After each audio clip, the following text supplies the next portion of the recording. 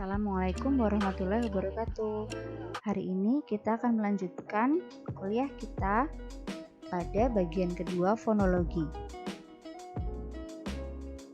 Setelah kemarin kita belajar tentang fonetik, hari ini kita akan belajar fonemik bahasa Indonesia. Fonem merupakan kesatuan bahasa terkecil yang tidak mengandung makna, tapi dapat membedakan makna. Fonem akan memainkan peran pentingnya ketika sudah berada pada tataran kata.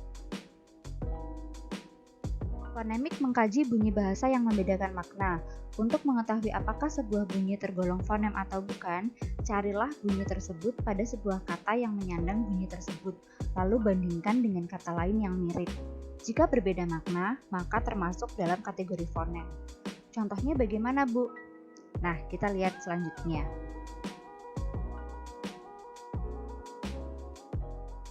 Contohnya pada kata lupa dan rupa.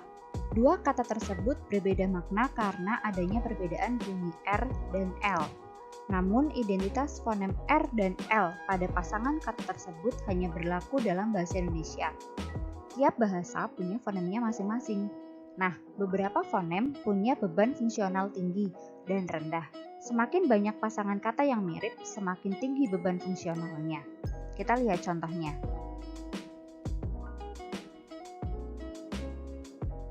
Batuk, batak, batik, batok. Berarti beban fungsionalnya cukup tinggi karena punya 4 kata yang mirip. Kemudian darat, syarat, karat, syarat, barat. Nah, ini lebih banyak lagi. Sekarang kalian coba carilah contoh fonem dalam bahasa Indonesia lainnya dengan melakukan teknik pasangan dengan memasangkan minimal 2 kata yang berbeda.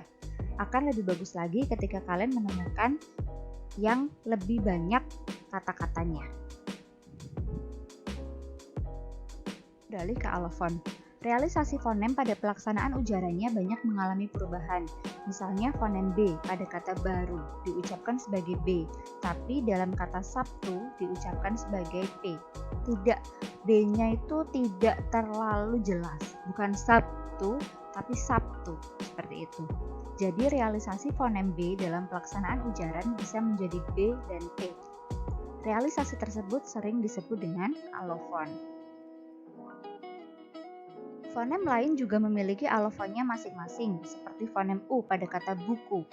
Diucapkan buku, tapi dalam kata subur diucapkan sebagai U. Ada perbedaan tekanan antara U yang biasa dengan U. Buku, subur. Seperti itu. Jadi fonem U memiliki alofon U dan U. Contoh alofon yang lain dapat dilihat pada video berikut ini. Silahkan kalian bisa masuk ke dalam link tersebut untuk lebih jelasnya. Kita lihat contoh-contoh bunyi dalam bahasa Indonesia. Misalnya fonem A, terdapat alofon A, anak, apa. Kemudian fonem I, terdapat alofon I dan I. Yang I biasa itu terdapat pada kata ini, isi, ibu. Tapi untuk yang I terdapat kata batik, tabib. Kalian bisa bedakan dengan mengucapkannya. Tapi bisa diindikasi apabila huruf vokalnya diucapkan ringan, ini, isi. Itu adalah vokal terbuka yang tidak diikuti oleh konsonan mati. Tapi vokal tersebut akan diucapkan sedikit lebih tinggi, batik, apabila diikuti dengan konsonan mati di belakangnya. Sama juga dengan fonem U, terdapat alofon U dan U. Susu, lucu, dengan kapur, duduk, seperti itu. Kemudian fonem E, terdapat alofon E, dan E. Sate, tape, itu E yang biasa. Kemudian kera, beli. Dan ada juga monyet, S, bukan es. Nah, bukan S, tapi S, seperti itu. Kemudian ada fonem O yang diucapkan O dan O. Toko, kilo, tokoh, balok. Nah, ini juga sama. Ketika biasanya bertemu dengan huruf konsonan mati di belakangnya, maka diucapkannya sedikit lebih tinggi. Kemudian fonem K itu terdapat alofon K yang biasa seperti dalam kata bakiak. K yang akhir itu diucapkan dengan jelas K mati, tapi ada juga alofon hamzah.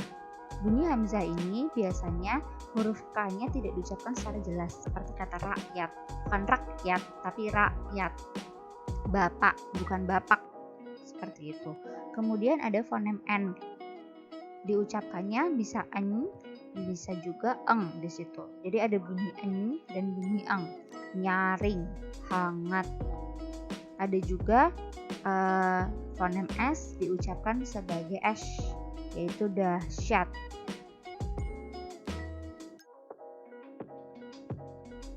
Untuk dua pertemuan ini kita sudah belajar tentang fonologi. Silahkan kalian uji pengetahuan kalian melalui joinmyquiz.com, kemudian masukkan kode 48625232.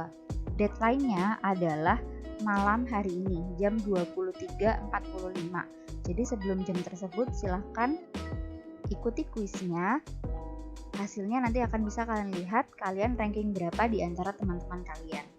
Oke, saya tunggu hasilnya, semoga bagus-bagus. Kalian silahkan kalau sambil membuka catatan, kemudian sambil melihat video dan sebagainya. Tapi masing-masing pertanyaan waktunya hanya 30 detik. Dan kuis ini hanya bisa dilakukan satu kali saja. Oke, selamat mencoba.